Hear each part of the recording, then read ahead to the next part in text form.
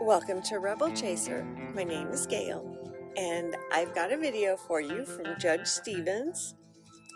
He has a mom who he is not happy with at all.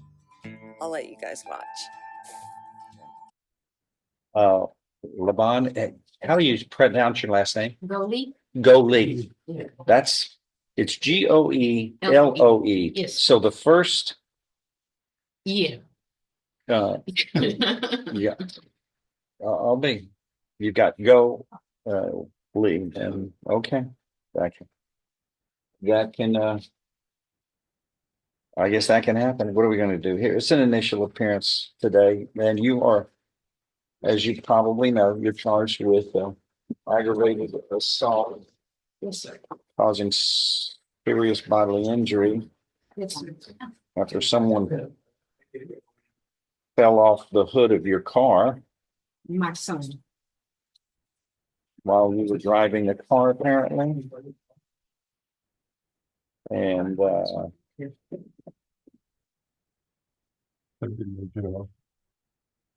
It says in here, your son apparently, your son who's, wow, gets worse every time you read it, huh?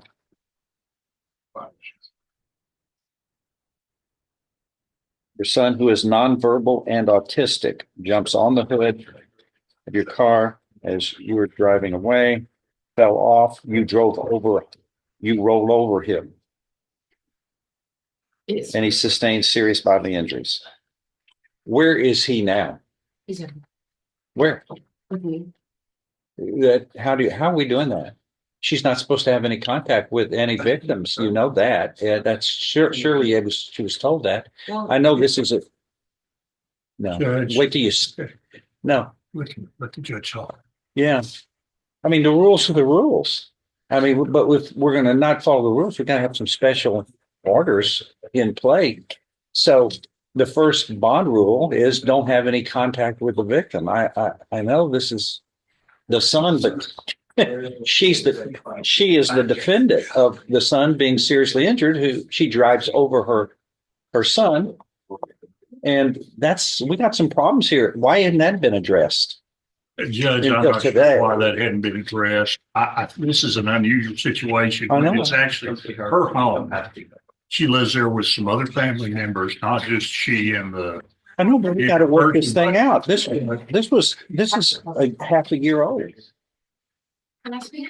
No, not right in a minute. Not now. In a minute, because you've been violating a bond condition since you can't have any contact with the victim, and you've been living with the victim. Now, I've got to approve that. The first condition about you're on a bond, right? Yeah. How much is your bond? It's what? $8,000. Mhm. Your bond can be revoked right this moment, and I could say you're going to sit in jail until we get this resolved, because the first thing you violated was have no contact with the victim. This is a special instance, but I'm sorry, we work these things out, but all too often when we have people who live in the house, we allow them, the next thing you know, they have manipulated the whole system. They have manipulated. We're not in control. They are. But the people who are spending the money on the costs of the judicial system expect the rules to be followed. And they're going to be followed on my watch. Judge, I've reviewed the paper discovery and. No, I don't want to talk about the bond first. What's the yes, bond? sir, I just Okay. want to tell you what my background on this is. I don't know as much information as I need to know. This is the first time I've met this lady. It's my understanding that there's really nowhere else for the victim to live except in her home, which is her house. But I can find out about this today, Judge. I just have not been able to do so. It's Are an you unusual retained on this? situation. Are you retained? No, sir. I'm appointed. Okay. When did you get appointed?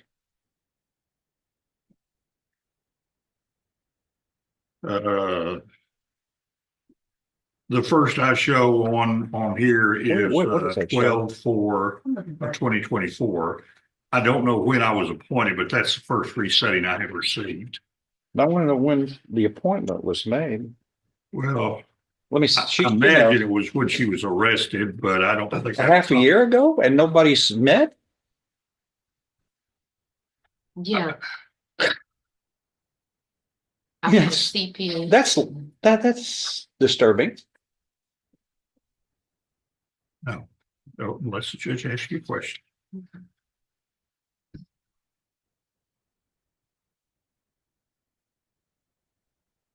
Judge, I don't have any notice that I was appointed. May 9th. May 9th. You were appointed May 9th. Yes, sir. How did that happen? How did you not get any notice of that? I mean, the system is not working on my watch. That makes me look bad now. How does that happen? I mean, that's 7 months and nobody's talked at all. And meanwhile, the bond condition has been violated for 7 months. I mean, Well, I'm this sure is like a His Three Stooges movie. his appointment occurred whenever she was initially arrested on these charges, Judge. So what? No, I'm just stating that's It's- the significance of the date. And at that time, Judge, she had not been indicted on anything. She got indicted in June. Yes, sir, but at the time I was appointed, if it was in May, was not when she got indicted. But nothing, y'all haven't talked in 7 months. And meanwhile, here we are, a bond condition is being violated that needs to get worked out. But can I? I'm talking to him right now because we got a problem. Okay. This is a cluster mess. This isn't the way things are supposed to work at all. Judge, I think if it was anybody's fault, though, it wasn't her fault. I think it's something. She, that no, probably so not they did. went over the bond conditions with her, or else the bondsman's at fault. And if the bondsman at fault, I'm going to deal with that. I mean, we can't be coming up, I didn't know what the bond conditions were. That's not an excuse. That can't work. We got between the lawyer appointed and the bondsman dealt with, two people should have been telling her about it. Plus the magistrate, I think, has somewhat of a duty that you're going to, if you make the bond, here are the bond conditions. But she gets a copy of them. I think the bondsman gives them a copy of what our normal conditions are. No, bail bonds, I think we've discussed with them before what their kind of business practices. I do think that they have them initial the bond conditions. I Yeah. will call and see. Yeah, that's over. if she initialed the bond conditions, shame on her. That meant she was told about it and she was aware of it and she had to meet it or else. They got any bond? I can see if we can call and see if they can fax over their paperwork. No, I can. Judge, The rules are the rules are the rules, period. This is disturbing. in addition to this, because it involved involved her child, CPS was involved in it. Beaumont Police continued to be involved in this. They've been involved in it Yes. since May, whenever she was arrested. Yeah. All right, we bogged down. We're going to take it up at the end of this docket. Okay, everybody, Yes, sir. thank you. Because this is way out of whack. You're going to follow the rules like everybody else is required to. You're going to be held accountable. Just wait. Let me go to Dante Mahone and see what happens with Dante Mahone. Judge, I'd ask to have her case reset if I could for him now. Have a seat right up there. Thank you. Dante Mahone. And It's back on the initial document. It's actually one of the first cases you called this morning, Joe. and Judge, Levon, Levon, Here's the. Jolie, I've got it. It's from the bonding company when she signed the bond condition. and if it's possible, Judge, I'd like to go to a funeral at 11 o'clock. So I wanted to see if we might wait around till the end of the document. And Ms. Gilly is president of the courtroom judge. All right. What do you want to do on this? Well, I'd like to have, I'd just like to have some time to investigate the case. Okay, Uh, but here's the standard bond condition she signed back in May. Defendant shall not communicate either directly or indirectly with the alleged complainant victim of the pending case, nor shall the defendant go near any residence, school, job site, or other location frequented by the alleged complainant victim. as a result of this, Judge, Child Protective Services was called to the site, I believe, by the Beaumont Police Department. They investigated the child before he was, when I say child, he's an adult, but it is her child, before he was taken to the hospital, and investigated where he was going to go after he was released from the hospital, which was back to her residence, and approved it. And I don't think that she understood that was a condition of bond. In fact, asked the bonding company about that, and they were aware that that's where. Anyway, I think the reason that it is a violation was it was just very inartfully occurred just based on the facts of the case. What does that mean? Well, that means I don't think anybody thought about that until after everything had been done. The child had been taken to the hospital, and we are going to have to make some arrangement if we can't stay there too. Which I understand, of course, that's the court's order. In every case, yeah. Can you imagine something bad happening next? No. And when I ask you a question, I'll direct it to. I'm talking to you. I mean, can anybody think of a worse scenario than something bad happening here in this to the victim that was perpetrated by the defendant at this state of this case with the orders that are in effect? Who would be to blame then? Judge, I don't know who would be to blame, and unfortunately, I believe though, because Miss Goley, as well as the Beaumont Police Department officers that were there, the Child Protective Services officers were there, the EMS, everybody approved the child going back there without thinking about this being a violation of the court's order. And I realize that's not an excuse why somebody can violate. Yeah, I would like to know really how that I'd like a hearing on that, because we're going to have a hearing and I want everybody involved who thought that was the right thing to do before I ask for it. Because the grand jury indicted this and they had information. Now, we see the indictment here, but for people to get together and contradict a court's order without telling a court is about as bad as it gets. What's the state say? Y'all looked into Well, Judge, the one thing I want to weigh in that you haven't heard is that apparently that location is not this lady's house. It is her mother's house. It is certainly a good place for the child victim to be at. He is a 17-year-old now, but there's certainly no reason for him to leave, but there's every reason in the world for her not to be there. And I don't believe that the police department or Child Protective Services have authorized her to be there in violation of your court order. Yeah, we're going to have a hearing on that. Everybody get ready. I want this in next week, please. I want a hearing on this. Yes, sir. But you're going to jail. Why? No. And you're going to go to jail because this is terrible. I can't. Yeah.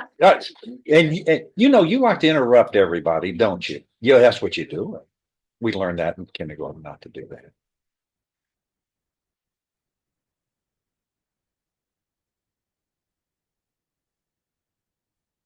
The grand, and I'm just not being hysterical here.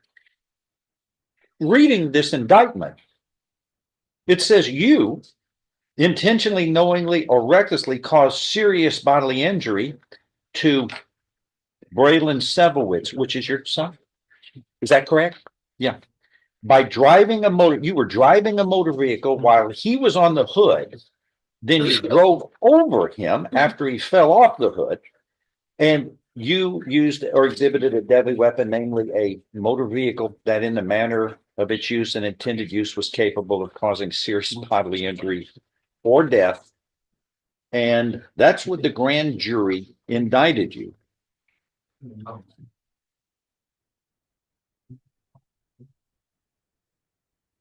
Hold on.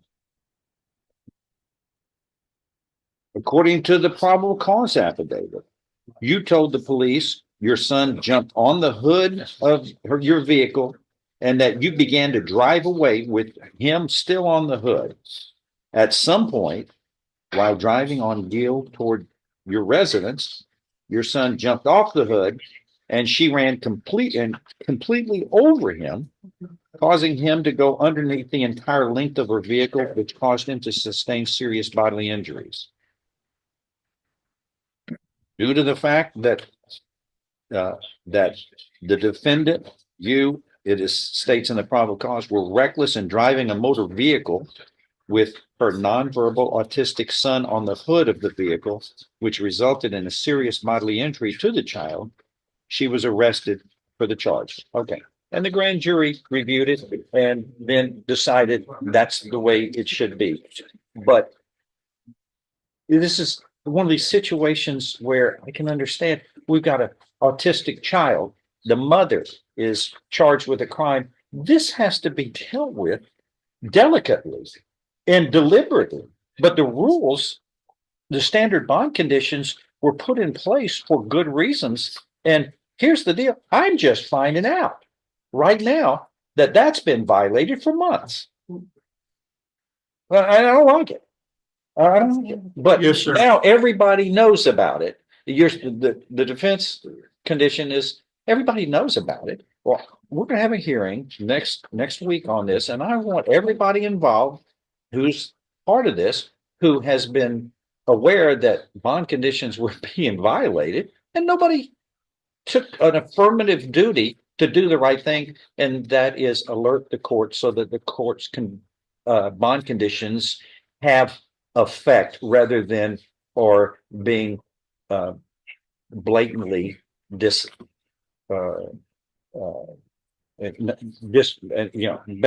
blatantly not followed, and otherwise a court's order is meaningless, and it's going to have meaning to it, and the court always is subject to change on its orders based upon change conditions. But I'm sensitive because far too often we have cases where the defendant is familiar with the victim because they're related or associated some way, and they have violated the conditions by contacting or communicating or becoming.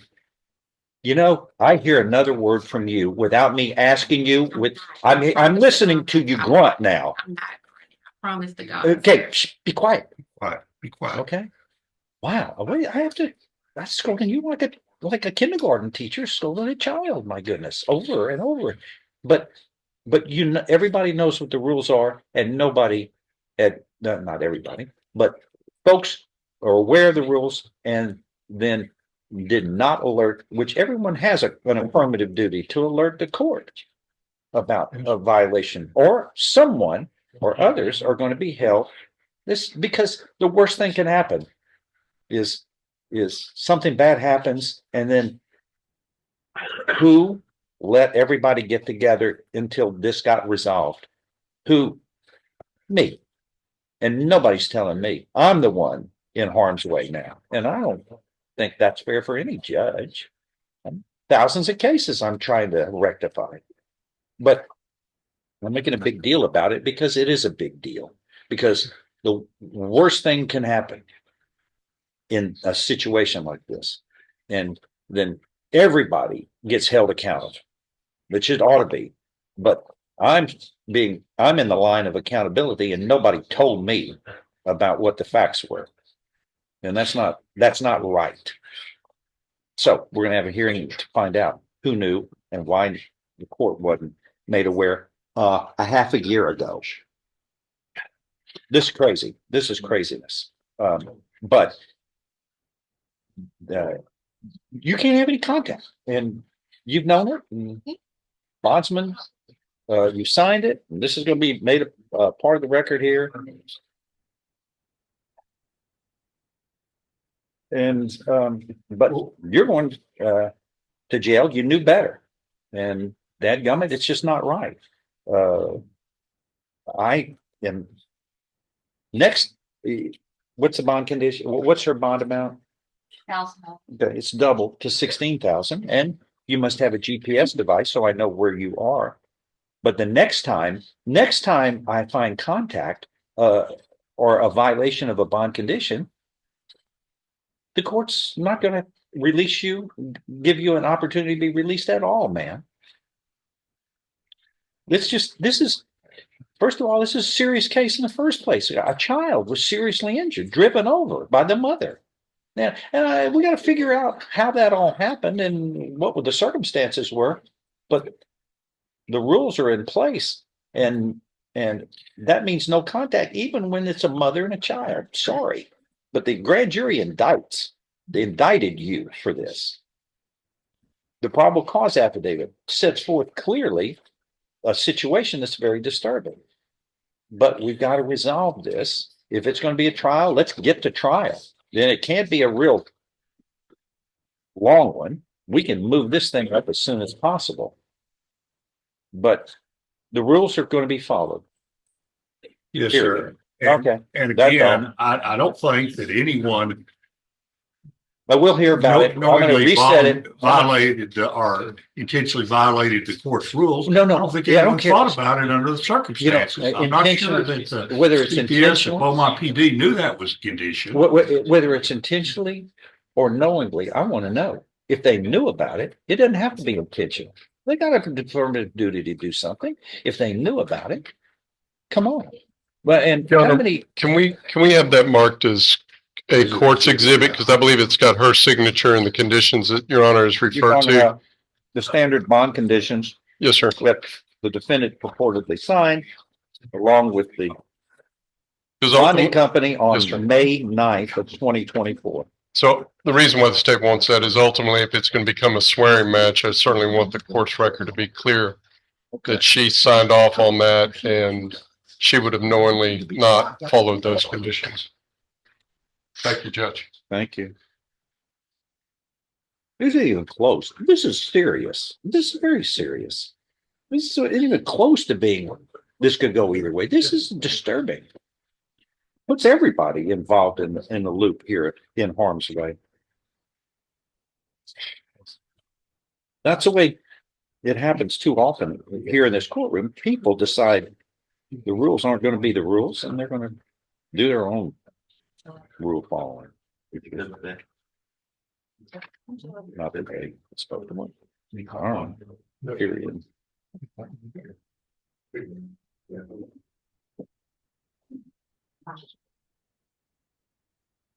All right, court's exhibit number 1 in this cause number 24 CR 1314, which is a copy of the standard bond conditions that purportedly the defendant signed on May 9th, 2024, which includes number 3. Defendant shall not communicate either directly or indirectly with the alleged complainant victim, nor shall the defendant go near any residence, school, job site, or other location frequented by the alleged complainant victim. She's been living with the victim, and nobody let this court know until voila today. That's part of the record, and in this case, for all purposes, you were in custody. And Judge, in addition, her father is in intensive care in Galveston County right now. She was planning on leaving to go see him. He's in. well, where's the complainant going to go? That's got to be resolved. With my grandmother. I think she's gonna have to. I did not know with my. I'm sorry. You kind of swore to God on this. Talk to the bail bond company. That's all. That's all.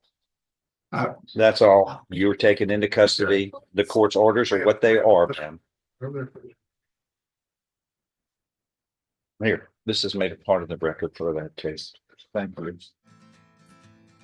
So the only thing I can say about this is you have to understand your bond conditions. You must read the sheet of paper that has all your conditions on it, and you must follow them. Or you're going to end up where this woman ended up. She ended up back in jail today. Tonight, she's spending the night in jail. Unless she came up with another, I guess it was $8,000 was her bond, which is really low for the crime. Although I don't really think she did it on purpose. I think it was an accident.